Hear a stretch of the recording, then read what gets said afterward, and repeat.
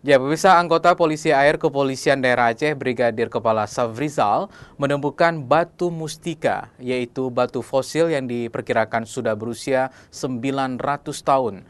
Batu dengan berat 22,2 gram bernilai miliaran rupiah dan saat ini diamankan di Brankas Bank BCA di Banda Aceh.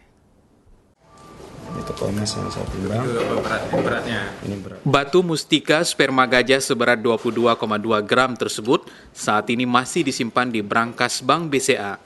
Batu ini ditemukan tidak jauh dari rumahnya di kawasan Kampung Mulia, Kecamatan Kuta Alam, Banda Aceh. Bribka Safrizal mengatakan batu tersebut ditemukan setelah adanya mimpi yang serupa sebanyak 2 kali. Saat pertama kali bermimpi, Safrizal tak menggubris ihwal tersebut. Selang 2 malam kemudian, mimpi serupa kembali hadir, persis seperti mimpi pertama. Antara percaya dan tidak, anggota polisi Airut tersebut akhirnya menelusuri lokasi yang ditunjukkan dalam mimpinya. Dengan perasaan was-was, Safrizal meraih sebatang kayu untuk mencongkel permukaan tanah.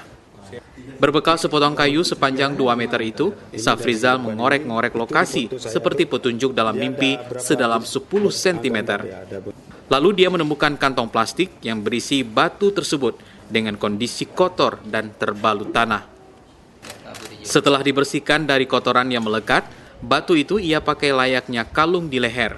Selang sepekan, seorang rekannya yang merupakan kolektor batu memberi kepastian soal benda yang dipakai itu adalah batu mustika sperma gajah. Menurut rekannya, batu tersebut bernilai miliaran karena memiliki khasiat yang cukup ampuh. Ada rekan-rekan yang tahu mengenai batu itu, katanya safir lah, mani gajah, tapi saya jairokan.